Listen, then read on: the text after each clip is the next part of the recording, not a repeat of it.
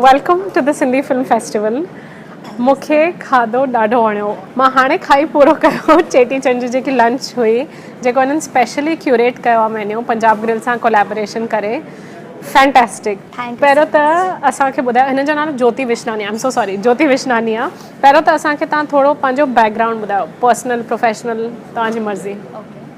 मुंहिंजो नालो ज्योति विशनानी आहे। मां बाय एजुकेशन मां BE IT इंजीनियर, बट मुंहिंजे कुकिंग में हमेशह खां इंट्रेस्ट रहियो कि मतिलबु जी 10th जी वेकेशन खां पोइ मतिलबु जेके कंप्यूटर 4 महीननि जी वेकेशन मिलंदी आहे त मां हुन में हिकु बेसिक कुकिंग क्लासिस कयो। तंहिं टाइम ते जाम हूंदा हुया वेकेशन में, ऑफ कोर्स हर समर में सभु छोकिरियूं वेंदियूं हुयूं। हा, मोस्टली इंगेज छोकिरियूं ईंदियूं हुयूं शादी थियण वारियूं कि 125 डिशेस एवरीथिंग, टिकियूं ठाहिण, ख़ासि जे सावरनि खे ख़ुशि करण लाइ। तंहिं टाइम ते चाइनीज़ जो जाम क्रेज़ हो, तॾहिं नओं चाइनीज़ आयो हुयो त चाइनीज़ जो क्रेज़ हूंदो त मां हू जाम सिखियो। बट हुनखे पोइ वापसि घर अची बि मुंहिंजो ठाहिण जो जाम शौक़ु हूंदो हुयो खाधे जो, बिकॉज मूंखे लॻे थो इहे सभु मूंखे मम्मी खां आयो आहे। मुंहिंजी नानी जाम सुठो ठाहींदी हुई, त IT इंजीनियरिंग खां पोइ बिकॉज ही जेनेटिकली मुंहिंजे अंदरि हुयो त मां हमेशह कुझु न कुझु एक्सपेरिमेंट कंदी रहंदी हुअमि, या न ॿाहिरि वञी करे कुझु ट्राई कंदी हुअमि, मां हुनखे वापसि किचन में अची replicate passion and know about different cuisines. Then पोइ फाइनली मास्टर शेफ 4 में मां पार्टिसिपेट कयो, थोरो अॻियां वधी के टॉप 27 ताईं वियमि मां। Congratulations, it's a big thing आहे सच्ची में। एॾी कॉम्पिटिशन हूंदी इंडिया में, हर शइ जी ॾाढी कॉम्पिटिशन आहे सीरियसली। दैट मतिलबु हुते वञी करे रियलाइज़ कयो कि it's so tough, jam tough हूंदो आहे। बट ठीकु आहे, उते हिकु मूंखे प्लेटफॉर्म ॾिनो to actually take a decision कि फाइनली कि हा मूंखे इहो ई करिणो आहे। त हुन खां पोइ मां नेटवर्किंग कई, जीअं शेफ़ विकास खन्ना, शेफ़ संजीव कपूर, शेफ़ रणवीर ब्रार मुंहिंजा जजिस हुया, त मां हुननि खां ट्राई कई नेटवर्किंग करण जी। शेफ़ विकास खन्ना सां त हिकु एतिरो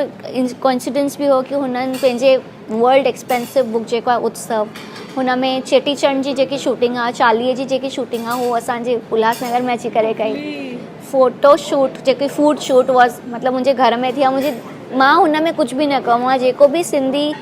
ट्रेडिशनल रेसिपीज़ मां मुंहिंजी ॾाॾी ऐं मम्मी खां ठाहिराया हुया। मूंखे उहो ई तव्हां खां पुछिणो आहे, जेको सिंधी मेन्यू आहे हितां जो अॼु जेको असां खाधो उहो जेको तव्हां डिशिस क्यूरेट कयूं, तव्हां पाण सोचे करे ठाहियूं आहिनि, इहा इंस्पिरेशन पर्सनल आहे, प्रोफेशनल आहे? काई स्टोरी ॿुधायो। जाम पर्सनल आहे, more than professional, it is more personal कि मूंखे ॾेखारिणो कि सिंधी खाने में ठीकु आहे दाल पकवान सभिनीनि जो फेवरेट आहे, सिंधी कढ़ी सभिनीनि जी फेवरेट आहे,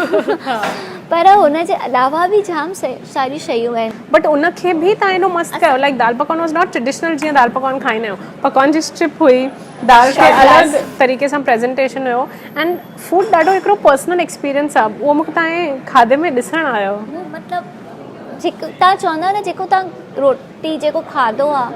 जेको तव्हां खाई करे वॾा थिया आहियो, यस, कम्यूनिटी कल्चरल फूड आहे। हर हिकु रेसिपी सां गॾु जाम स्टोरीज़ आहिनि। जीअं मम्मी मुंहिंजी ॾाॾी खे बड़ी मम्मी चवंदा हुआसीं,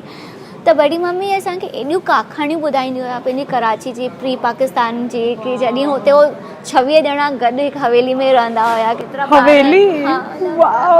अॼु हवेलियूं किथे, ओए न मूंखे ॿुधी करे इहो थो लॻे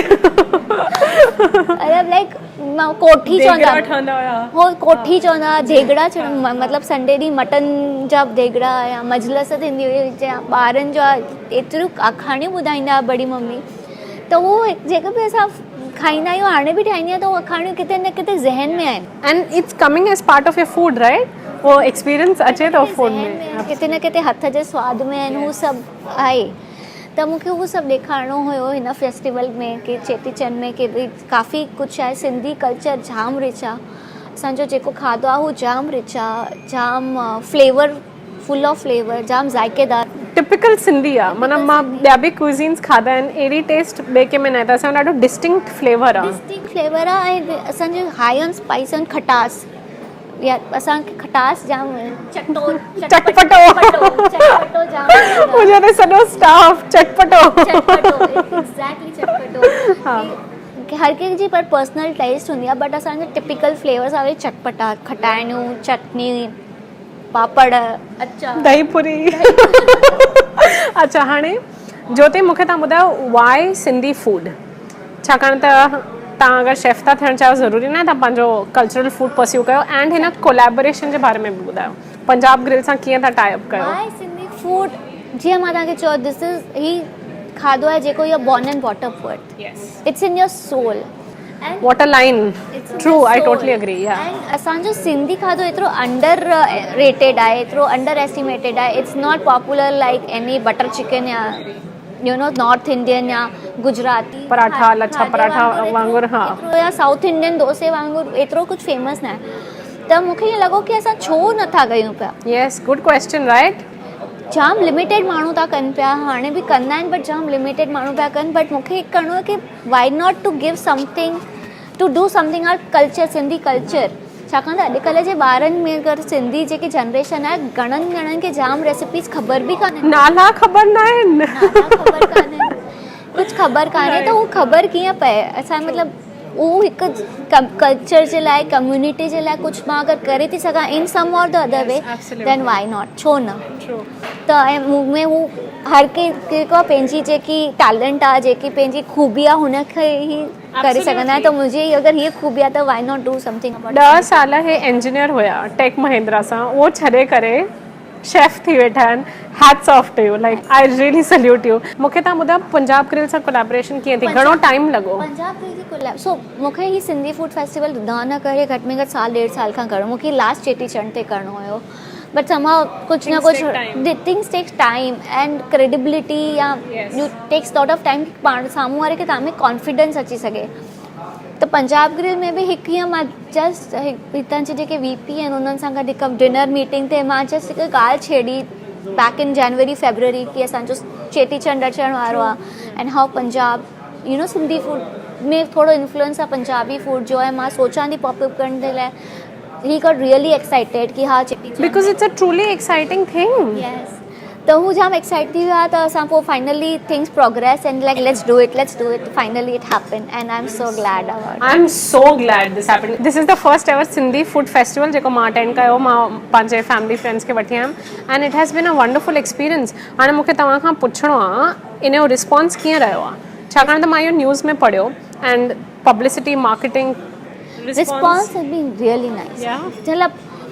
सिंधी माण्हुनि खे त जाम सिंधी डिशिस ख़बर आहिनि ऐं मतिलबु हू बि अची करे मेन्यू पढ़नि था अच्छा साई भाॼी डोडो बि आहे अच्छा आनी जी भाॼी बि आहे अच्छा थूम वारी मच्छी बि आहे देग वारी भाॼी बि आहे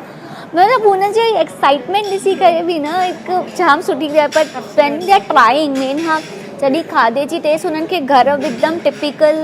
घर जी या स्ट्रीट वारी जेके असांखे फीलिंग हूंदी आहे की यू नो दाल पकवान जेके असांखे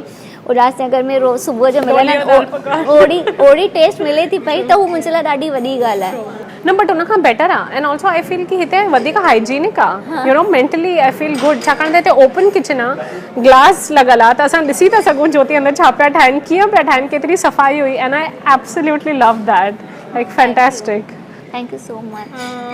एंड न नॉन सिंधीज़ जो बि रिस्पॉन्स मतिलबु मुंहिंजा जाम अहिड़ा गेस्ट आया आहिनि जंहिंखे सिंधी खाधे जे बारे में कुझु बि कान ख़बर अरेबिक गेस्ट आया आहिनि काला घोड़ा जे आउटलेट में बिकॉज हू टूरिस्ट एरिया जा आहे त हुते अरेबिक गेस्ट आहिनि त उन्हनि खे चाट बटन पापड़ी दाल पकवान चाट हाणे thankfully Punjab Grill is thinking की दाल पकवान चाट हो पंहिंजे परमानेंटली मेन्यू में Punjab Grill please do we will come only for that and मूंखे तव्हांखे चवणो हुयो जेको इन्हनि जूं भाॼियूं हुयूं हिकिड़ो जेको टेस्ट थींदी आहे न खाधे में किन किन में स्पेशली ईअं रेस्टोरेंट टेस्ट हूंदी आहे मूंखे सभिनी खाधे में घर ई टेस्ट आई आई थिंक ॾाढो फैंटास्टिक जॉब कयो अथव उहा जेकी बैलेंस स्ट्राइक करण जी आर्ट आहे न जीअं घर जो खाधो लॻे पर रेस्टोरेंट में उहो ॾाढी डिफिकल्ट आहे वेल डन ऑन दैट वेलकम त हाणे फाइनली मूंखे तव्हां खां पुछिणो आहे अगरि इहो खाधो जेको असां अॼु खाधो माण्हुनि खे खाइणो हुजे नेक्स्ट वीक नेक्स्ट मंथ किथे मिलंदो हू त हाणे थोरो डिफिकल्ट क्वेश्चन आहे छाकाणि त असांजो फेस्टिवल 14 तारीख़ ताईं आहे वापसि खाइणो आहे त तव्हांखे मूंखे घुराइणो पवंदो घर में प्लीज़ असां हिकु ॿ डिश ठाहियो मुंहिंजे चैनल लाइ please let's do it no but also हीअ पंजाब ग्रिल में फुल टाइम शेफ कान्हनि हिननि सां कोलैबोरेट कयो आहे त थोरो डिफिकल्ट थींदो वापसि इहो खाधो खाइणु 14 अप्रैल खां पोइ बट असां इहो वापसि इहो फेस्टिवल असां दिल्ली में बि था प्लान कयूं पिया ऐं बैंगलोर में बि छाकाणि त हिकु आइडिया आहे की कि असां पंहिंजे सिंधी खाधे खे जेतिरो स्प्रेड करे सघूं, जेतिरो माण्हुनि ताईं पहुचाए सघूं, नॉन सिंधीज़ खे पहुचाए सघूं ऐं कि उनखे ॾेखारे सघूं कि असांजी छा कल्चर आहे, छा खाधो आहे, छा फ्लेवर्स आहिनि, त हू असां ट्राए था कयूं ॿियनि खां शहरनि खां। Travelling food festival, Sindhi food festival जेको ट्रैवल थो करे, हाउ एक्साइटिंग इज़ दैट। उन सां गॾु हिकु सिंधी मूवी स्क्रीनिंग बि रखंदासीं, Sindhi food Sindhi movie screening festival, like let's go around. Comments में ॿुधायो तव्हां कहिड़े शहर में असांखे चाहींदव असां अचूं त असां ईंदासीं। But Jyoti, thank you for having us, it was a fantastic experience. It was lovely having U, मतिलबु जाम ख़ुशी थी तव्हांजी फीडबैक ॿुधी करे, मूंखे हिकदमि कॉन्फिडेंस थो अचे पियो हिकदमि कि मां जेको बि कयो सही कयो। एंड मां कोन न ॻाल्हाए सघंदी आहियां, खाधो वणियो त वणियो, न वणियो त I will tell you, listen I am sorry, न वणियो। So thank you, keep up the good work, I will miss her food. Guys please give this video a like, subscribe to Sindhi film festival, and Jyoti खे तव्हां Facebook ते, Instagram ते follow करे था सघो, Twitter ते भी। प्लीज़ असांखे अञा रेसिपीज़ सेखारिजो, we look forward to more. Thank you for watching guys, by.